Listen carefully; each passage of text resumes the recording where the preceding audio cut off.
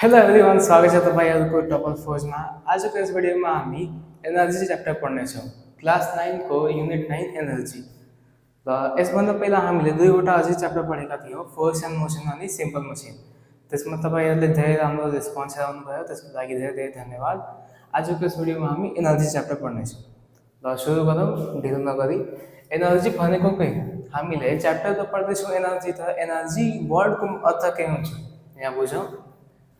Energy is the ability to do work भनेपछि कुनै पनि काम गर्न लागि जुन हामीले कार्यक्षमता चाहिन्छ अथवा कार्यक्षमता भनौँ अथवा क्षमता भनौँ एउटै कुरा हो। कुनै पनि कार्य गर्न लागि क्षमता जुन चाहिन्छ त्यसैलाई नै एनर्जी भनिन्छ।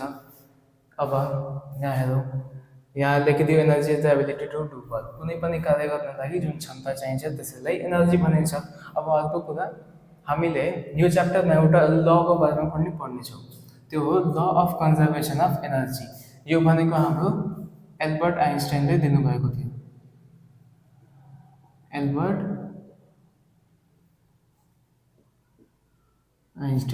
आइन्स्टाइनले यो ल दिनुभएको थियो। यो लले के भन्छ भने energy can neither be created nor be destroyed but can be transform from one form to another. यसले के भन्दैछ भने एनर्जी कहिले पनि क्रिएट हुन सक्दैन अथवा डिस्ट्रोय हुन सक्दैन, तर त्यो एउटा फर्मबाट अर्को फर्ममा ट्रान्सफर हुन सक्छ। जस्तै फर इक्जाम्पल हामीले सोलर एनर्जी हामीले यो च्याप्टरमा पढ्नेछौँ। सोलर एनर्जी हामीले कसरी प्राप्त गर्छौँ त? त्यो सनलाइट जुन आउँछ नि सनबाट, त्यो सनको सनलाइटलाई क्याप्चर गरी डिभाइसेसहरूको युज गरेर हामीले त्यो सनलाइटलाई क्याप्चर गर्छौँ अनि त्यसलाई सोलर एनर्जीमा कन्भर्ट गर्छौँ। तर यहाँ के भयो, त्यो एउटा फर्म थियो एनर्जीको, त्यो लाइट थियो। त्यहाँबाट लाइट जुन आयो त्यो लाइट एनर्जीलाई हामीले सोलर एनर्जीलाई यानि कि इलेक्ट्रिकल एनर्जीमा कन्भर्ट गर्यौँ। यहाँ हामीले के गर्यौँ त? यहाँ हामीले ट्रान्सफर्म गर्यौँ एनर्जीलाई, एउटा फर्मबाट अर्को फर्ममा ट्रान्सफर्म गर्यौँ। त्यही यो लले भन्छ। अब अर्को कुरा गरौँ, सोर्सेस अफ एनर्जी। एनर्जी कहाँ कहाँबाट आउँछ त हामीले यो च्याप्टरमा पढ्नुपर्ने दुईवटा मेन सोर्सेस हो। एउटा त रिन्युएबल सोर्सेस अफ एनर्जी, अर्को non renewable sources of energy. ल यसको बारेमा कुरा गरौँ। रिन्युएबल सोर्सेस अफ एनर्जी भनेको त्यस्तो एनर्जी जुन कि यो संसारमा यो प्रकृतिमा कन्टिन्युसली उत्पन्न भइरहेको हुन्छ, बन्दै हुन्छ। त्यो कहिले पनि खतम हुन सक्दैन, त्यो कन्टिन्युसली फेरि आइ नै हाल्छ। जति पनि हामीले युज गऱ्यौँ भने केही टाइम पछि त्यो वापस बनिहाल्छ। अनि non renewable sources of energy भनेको जुन कि यो नेचरमा यो संसारमा धेरै लिमिटेड छ, यो फेरि बन्न सक्दैन, हामीले यसलाई बनाउन सक्दैनौँ। एकचोटि हामीले युज गरिलियो भने त्यो फेरि बन्न सक्दैन। ल यहाँ डिफिनेसन पढौँ रिन्युएबल सोर्सेस अफ एनर्जीको। The sources of energy that are continuously being produced in the nature and are inexhaustible. जुन कि नेचरमा कन्टिन्युसली प्रड्युस भइरहेको छ अनि इनएक्जस्टिबल छ भनेपछि कहिले पनि खतम हुन सक्दैन। Are called renewable sources of energy. For example hydro power भनेको जलविद्युत। हामीले हाइड्रो पावर कहिले पनि खतम हुँदैन, किनभने हाम्रो संसारमा धेरै नदी नालाहरू छन्, के भन्छ त्यो ओसनहरू छ, समुद्रहरू छन्। त्यहाँबाट जुन पानी हामीले पाउँछ नि, त्यहाँको पानीलाई युज गरेर हामी फेरि पनि हाइड्रो पावर बनाउन सक्छौँ। यसले जति युज गरे पनि केही टाइम पछि, केही समयपछि यो हामीले फेरि यसलाई जेनेरेट गर्न सक्छौँ। फेरि वुड भयो, वुडलाई कसरी जेनेरेट गर्छौँ त? हामीले ट्रीहरूलाई प्लान्ट गरेर बिउ रोपेर एउटा नयाँ गाछी उत्पन्न हुन्छ होइन, त्यहाँबाट वुड पाउन सक्छौँ। यो पनि खतम हुन सक्दैन।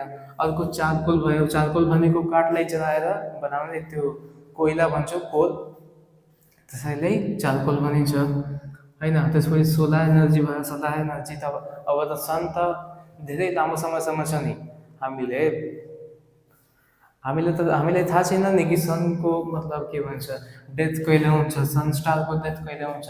त यसले पनि हामी एउटा रिन्युएबल सोर्सेस अफ एनर्जी भन्न सक्छौँ, किनभने यो बार बार हामी जेनेरेट गर्न सक्छौँ सनको सनलाइटलाई क्याप्चर गरेर। अब अर्को यसको डेफिनेसन पढौँ नन रिन्युएबलको। The type of energy sources which are limited in nature and can be exhausted. नेचरमा लिमिटेड छ अनि खतम हुन सक्छ, एक्जस्ट हुन सक्छ, are called non renewable sources of energy. जस्तै पेट्रोल भयो, पेट्रोल हामीले बनाउन सक्छौँ त? बनाउन सक्दैनौँ। त्यो के छ, लिमिटेड छ, अर्थमै छ तर लिमिटेड छ। त्यो एकचोटि युज गरिलियो भने त्यो फेरि वापस आउने छैन। त्यस्तै केरोसिन भयो होइन, कोल भयो। अब यहाँ हेरौँ, यहाँ हामीले पढ्यौँ चारकोल, यहाँ छ कोल। चारकोल र कोलमा एउटै फरक हुन्छ कि यो कोल भनेको हामीले त्यो जमिनबाट निकाल्ने कोइलालाई कोल भन्छौँ, अनि चारकोल भनेको यो काठलाई जलाएर बनाउने कोइला हो। भने यो दुवै सेम चिज होइन कि, हुन त दुवै कोइला नै हो, तर जमिनबाट निकालिन्छ अनि यो काठलाई जलाएर बनाइन्छ। त्यसपछि न्युक्लियर सोर्सेस भयो। हो, यति कुरा तपाईँ बुझ्नुभयो। अब अलिकति हामी सोलर एनर्जीको बारेमा केही केही कुरा गरौँ होइन। यो म अहिले मेटिदिन्छु। कसैलाई नोट गर्नु थियो भने अलिकति भिडियोलाई ब्याकवर्ड गरी नोट गर्न सक्नुहुन्छ त्यहाँ। अब सोलर एनर्जीको अलिकति कुरा गरौँ। सोलर एनर्जी भनेपछि हाम्रो सनबाट आउने एनर्जीलाई नै सोलर एनर्जी भनिन्छ। सनलाइटबाट आउने एनर्जीलाई नै सोलर एनर्जी भनिन्छ, हो कि होइन? अब यहाँ सनको बारेमा केही केही फ्याक्ट हामी जान्न पाउँछौँ। सन र अर्थको बिचमा नि धेरै लामो डिस्टेन्स छ के, धेरै लामो छ। त्यसलाई हामी स्केलले त नाप्न सक्दैनौँ, त्यो एभरेज कुरा हो कि, त्यो स्केलले त नाप्न हामी सक्दैनौँ होइन। तर केही केही साइन्टिफिक मेथडहरू युज गरी हामी सन र अर्थको बिचमा जुन डिस्टेन्स आयो नि, केही केही साइन्टिफिक प्रोसेसरहरू युज गरेर, केही केही मेथडहरू युज गरेर हामीले एप्रोक्सिमेटली सन र अर्थको बिचमा जुन डिस्टेन्स आएछ यसलाई हामी 1.5 इन्टु 10⁸ किलोमिटर, यो हाम्रो एप्रोक्सिमेट डिस्टेन्स हो सन र अर्थको बिचमा हो। अब कुनै कुनै बुकमा यहाँ 1.49 दिन सक्छ होइन, 1.501 दिन सक्छ, तर एप्रोक्सिमेटली यति नै आएको छ कि, यसभन्दा बढी अथवा यसभन्दा कम छैन। अझै सनको बारेमा केही केही फ्याक्ट जान्नुभयो भने सनको कोर टेम्परेचर छ नि, कोर टेम्परेचर,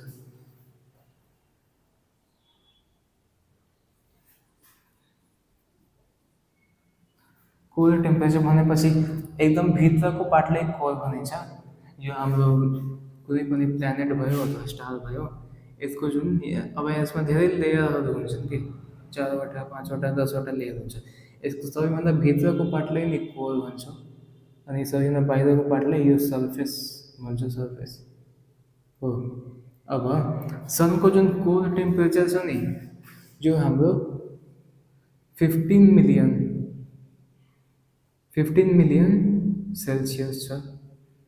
अनि सनको जुन सर्फेस टेम्परेचर छ, सनको जुन सर्फेस टेम्परेचर छ भने बाहिरको यसको बेसको बाहिरको यो बाहिर पार्टको टेम्परेचर जुन छ सनको सर्फेस टेम्परेचर, यो छ तपाईँको 5778 केल्भिन हो। यति छ, यो कुरा नोट गरिराख्नु होला। यो कुराहरू तपाईँले एमसिक्यूमा पनि सोध्न सक्छ कि ल भन यो सनको सर्फेस टेम्परेचर कति छ, सनको के भन्छ अरे कोर टेम्परेचर कति छ, सन र अर्थको बिचमा डिस्टेन्स कति छ होइन, यो कुराहरू तपाईँले सोध्न सक्छ। अझै एउटा अझै कुरा छ, सनको जुन मास छ नि, सनको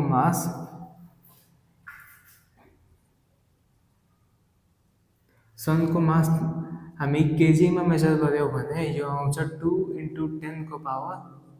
10⁻30 केजी। यति छ सनको मास। यो कुराहरू तपाईँ एकचोटि हेर्नुहोस्, यसरी बुझ्नुहोस्, नोट गर्नु छ भने नोट गर्न सक्नुहुन्छ। यति नोट गर्नुभयो भने अब अर्को कुरामा जाउँ। अर्को हाम्रो एउटा टपिक छ के त भन्दाखेरि थर्मोन्युक्लियर फ्युजन। अब एउटा कुरा तपाईँहरूले के नोटिस गर्नुभएको होला भने हाम्रो यो जुन ग्यालेक्सीमा यति स्टारहरू प्रेजेन्ट छ नि, धेरै लाखौँ स्टार छ, करोडौँ स्टार छ के, हाम्रो ग्यालेक्सीमा धेरै लाखौँ करोडौँ स्टारहरू छन्। अब ती स्टारमध्ये एउटा स्टार हाम्रो सोलर सिस्टममा पनि छ जुन कि हाम्रो सन छ। अब तपाईँले नोटिस गर्नुभएको होला सबै स्टारहरूले अथवा मोस्ट अफ द स्टारहरूले लाइट एमिट गर्छन् के, लाइट एमिट गर्छन्। मोस्ट अफ द स्टारहरूले लाइट एमिट गर्छन् भनेपछि बल्छन्।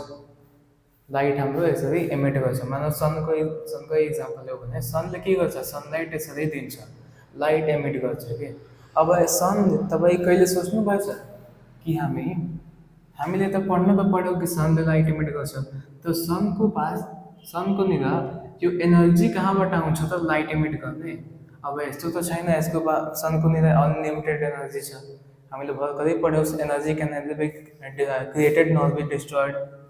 अब एनर्जी जब सन क्रिएट गर्नै सकिरहेको छैन भने यसनिर यति एनर्जी कहाँबाट आइरहेछ भने हाम्रो जति पनि स्टारहरू छन् नि, जति पनि स्टारहरू छन् हाम्रो युनिभर्समा, पुरै युनिभर्समा, त्यो सबै स्टारमा नि एउटा प्रोसेस हुन्छ जसलाई हामी भन्छौँ थर्मोन्युक्लियर फ्युजन। र यही प्रोसेसबाट सबै स्टारहरूले के त एनर्जी जेनेरेट गर्छन्। र यो प्रोसेसमा के हुन्छ भने हाइड्रोजन आयनहरू मिलेर हेलियम आयन बनाउँछन्, र फेरि हाइड्रोजन र हेलियम मिलेर त्यो एनर्जी बनाइदिन्छन् रियाक्सन गरी। यसमा के हुन्छ भने हाइड्रोजनका आयनहरू कम्बाइन भएर के बनाउँछन् त हिलियमको आयन बनाउँछ, हो कि होइन।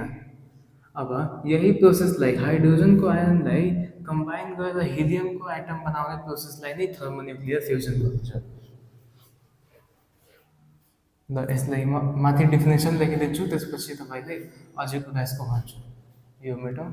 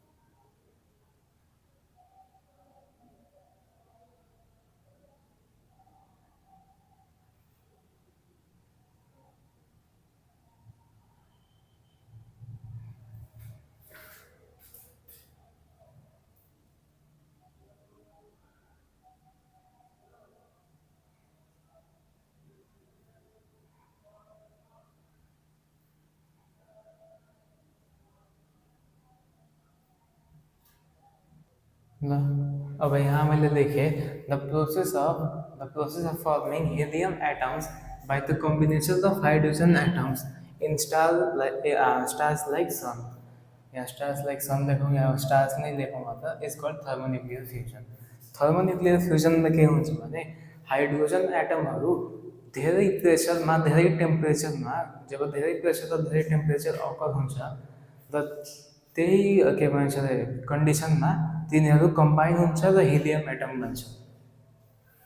जस्तै अब हाम्रो थर्मोन्युक्लियर फ्युजन नि धेरै प्रकारको हुन्छ, तर सनमा हुने थर्मोन्युक्लियर फ्युजनको म यहाँ रियाक्सन लेखिदिन्छु। सुरुमा के हुन्छ भने दुईवटा प्रोटोनहरू यानि कि दुईवटा प्रोटोनहरू, यो भनेको प्रोटोन हो, प्रोटोन भनौँ पोजिट्रोन भनौँ एउटा कुरा होइन। अब यसको अर्थ के त, यो जब मैले लेखिदिएँ धेरैजनाले नबुझ्नु भएको होला। यसको अर्थ नि यो भनेको हाइड्रोजनको एटम हो जसको एटोमिक मास 1 छ। यो भनेको एटोमिक मास लिएर आउँछ, यो एटोमिक नम्बर लिएर आउँछ, अनि यो भनेको एलिमेन्टको त्यो जुन एलिमेन्टको एटम हो त्यसको सिम्बल हो, ठिक छ। अब यसमा के हुन्छ भने सनमा थर्मोन्युक्लियर फ्युजन हुन्छ नि, त त्यहाँ यसरी हुन्छ। दुईवटा प्रोटोनहरू के हुन्छन् त कम्बाइन हुन्छन्। दुईवटा, यहाँ 1 राम्ररै लेखिदिन्छु म, राम्ररी बुझिन्छ तपाईँले। दुईवटा प्रोटोनहरू कम्बाइन हुन्छन् र त्यसले के बनाइदिन्छ त एउटा ड्युटेरियम बनाइदिन्छ। अनि साथमा एउटा पोजिट्रोन यानि कि पोजिटिभ इलेक्ट्रोन दिन्छ, साथैमा एनर्जी पनि प्रड्युस गर्छ। यो केमिकल रिएक्सन हो कि सनमा जब थर्मोन्युक्लियर फ्युजन हुन्छ, जब सनमा थर्मोन्युक्लियर फ्युजन हुन्छ नि, तब यो प्रोसेसले हुन्छ सुरुमा के हुन्छ, दुईवटा प्रोटोनहरू कम्बाइन हुन्छन् के बनाउनको लागि, एउटा ड्युटेरियम बनाउनको लागि। अब यो ड्युटेरियम भन्ने कुरा के हो त, ड्युटेरियम भनेको एउटा हाइड्रोजनको हाइड्रोजनको आइसोटोप हो। हाइड्रोजनको के हो त आइसोटोप हो होइन। अब भन्नुहुन्छ आइसोटोप भनेको के अरे, आइसोटोप भनेको the same atom of the same the same atom मतलब मात्र एटम देखो, the atom of same element, the atom of a same element having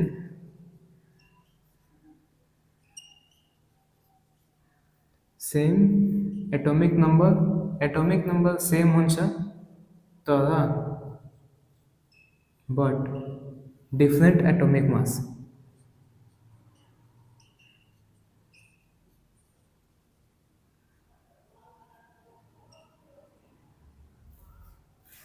isotope भनेको कुनै पनि एलिमेन्टको एउटा यस्तो एटम हो जसमा सेम एटोमिक नम्बर हुन्छ तर डिफ्रेन्ट एटोमिक मास हुन्छ। जस्तै यहाँ हेरौँ, मैले के भने यो भनेको एटोमिक नम्बर आएर आउँछ। अब यहाँ एटोमिक नम्बर त हाइड्रोजनकै छ 1, तर मास यहाँ डिफ्रेन्ट भयो नि त। यो हाइड्रोजनको आयनहरू मतलब एटमहरूबाट यो ड्युटेरियमको एटम किन फरक छ त, यसको मास त्यसकै डिफ्रेन्ट छ, यहाँ 1 छ यहाँ 2 छ भने यो आइसोटोप हो, एउटा आइसोटोप। यो भनेको यो ड्युटेरियम हो, यसलाई ड्युटेरियम भनिन्छ, ड्युटेरियम। यसको बारेमा तपाईँ हायर क्लासेसमा पढ्नुहुन्छ अझै आइसोटोप भनेको के हो यसको बारेमा। तर मात्र यति बुझौँ कि आइसोटोप भनेको the atom of same element having same atomic number but different atomic mass. ठिक छ।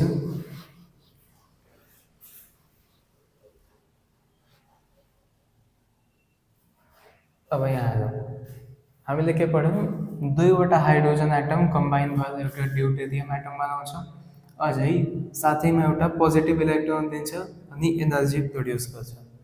अब के हुन्छ, यो ड्युटेरियम एटमले नि, यो जुन ड्युटेरियम एटम छ यसले फेरि कम्बाइन हुन्छ, यसले फेरि कम्बिनेसन गर्छ कसँग त, एउटा हाइड्रोजन एटमसँग, एउटा हाइड्रोजन एटमसँग कम्बिनेसन हुन्छ यसको फेरि। अब कम्बिनेसन गर्दा यसले के बनाउँछ त, हामीले त पढ्यौँ कि the formation of helium atom by the combination of hydrogen atom.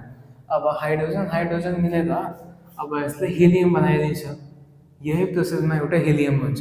हेरौँ, अहिलेसम्म हाइड्रोजन नै थियो, अब के भयो, अब यसले एउटा लाइट हिलियम एटम बनायो, लाइट हिलियम एटम बनायो।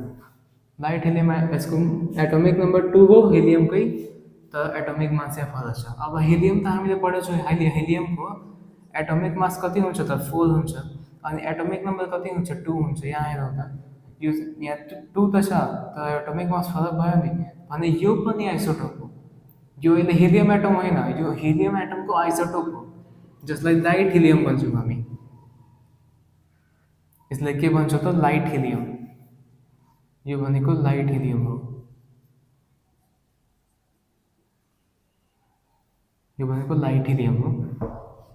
अब यो के भन्छ, ड्युटेरियमले हाइड्रोजन एटमसँग कम्बिनेसन गर्यो अनि यसले एउटा लाइट हिलियम बनायो, लाइट हिलियम बनायो अनि यसले के दियो त, एनर्जी प्रड्युस गर्यो, एनर्जी यसले प्रड्युस गरिदियो। अब एनर्जी यसले प्रड्युस गर्यो। अब के हुन्छ, अब यो लाइट हिलियमलाई त एउटा स्टेबल स्टेटमा आउनु पर्यो भने यो लाइट हिलियमले फेरि कम्बिनेसन गर्छ कसँग त, कसँग कम्बिनेसन गर्छ त, यसकै एउटा टाइपसँग दुईवटा लाइट हिलियम मिल्छ। अब दुईवटा लाइट हिलियम साथैमा मिल्छ अनि यसले के बनाउँछ त, एउटा कम्प्लिट हिलियम बनाइदिन्छ, स्टेबल हिलियम बनाइदिन्छ। यो 4 हो, चिनिरहेछ नि यो 4, अन्त त कसैले 4 यसरी लेख्छन्, यसरी पनि लेख्छन् 4। ठिक छ, त यस्तै लेखौँ 4। यसले एउटा स्टेबल हिलियम बनाइदिन्छ। अझै स्टेबल हेलियम त बनाउँछ, तर अब यो रिएक्सनमा यसले के गर्छ त, दुईवटा हाइड्रोजन एटम पनि यसले प्रड्युस गर्छ, दुईवटा हाइड्रोजन एटम पनि यसले प्रड्युस गर्छ, अनि साथै साथैमा के त दिन्छ त, एनर्जी पनि दिन्छ। अब यहाँ सबै पार्टमा जुन एनर्जी आएको छ नि, यही एनर्जी हामीले सनलाइटको रूपमा हेर्छौँ। यो गामा रेको हुन्छ कि गामा रेको फर्ममा, यो कुन सिम्बल भयो, गामा रेडिएसनको फर्ममा यो एनर्जी प्रड्युस हुन्छ। यो सबै एनर्जी भनेको गामा रेडिएसनको फर्ममा हुन्छ, यसैले हामी सनलाइटको रूपमा हेर्छौँ।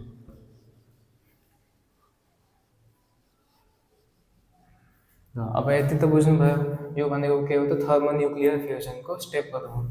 अब एट दि एन्ड अझै यसलाई स्टडी गर्दा, अझै यसमा रिसर्च गर्दा हामीले के थाहा पायो भने, यो एट दि एन्ड सबै कुरा कटेर यताउता भएर रिएक्सनहरू भएर हामीले लास्टमा, सबैभन्दा लास्टमा के पाउँछ त, चारवटा हाइड्रोजन एटम मिलेर के बनाउँदैछ त, एउटा स्टेबल हिलियम बनाउँदैछ, साथैमा दुईवटा दुईवटा पोजिटिभ इलेक्ट्रोन दिँदैछ, जिरो पोजिटिभ इलेक्ट्रोन दिँदैछ, अनि साथैमा एनर्जी पनि दिँदैछ।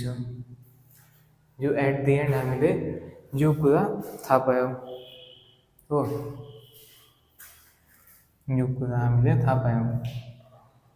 तब तपाईँले यदि सोध्छ भने राइट द के भन्छ अरे, chemical equation of thermonuclear fusion occurring on the sun भने 1 मार्कमा सोध्छ भने मात्र यो कुरा लेख्नु होला। यो एन्डमा जुन रिजल्ट आयो भने यो 4H1 यो 1 हो, 4,1H1 combines to form a helium atom plus 2 positive electron plus energy, यो लेख्नु होला।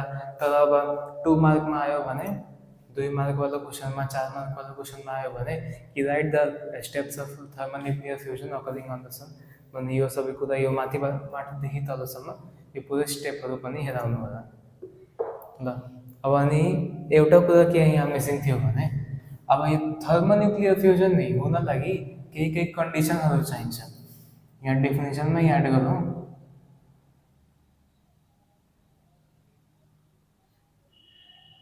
यहाँ डेफिनेसनमै याद गरौँ, by the combination of hydrogen atom in star in the presence of, यहाँ लेखौँ, यहाँ लेखिनु होला तपाईँहरू, in the presence of high temperature, high pressure and abundant hydrogen भनेपछि जबसम्म हाई प्रेसर हुँदैन, हाई टेम्परेचर हुँदैन, अनि सफिसियन्ट हाइड्रोजन हुँदैन, तबसम्म यो केही पनि हुन सक्दैन।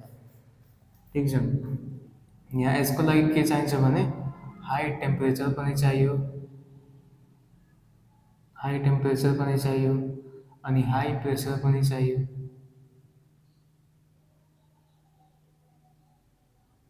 अनि सफिसियन्ट हाइड्रोजन पनि चाहियो। ठिक छ नि, यो सबैमा, यो सबै एरोहरूको माथि यो कुरा लेख्नुहोस्, high temperature and high pressure, यो यसैको के भन्छ प्रेजेन्समा यो सबै रिएक्सनहरू भएको हुन्छ। अब यहाँ सबै माथि लेखाउँछ, यो high temperature, high pressure, high temperature, high pressure, high temperature, high pressure. ल कसैले नोट गर्नु छ भने नोट गरौँ।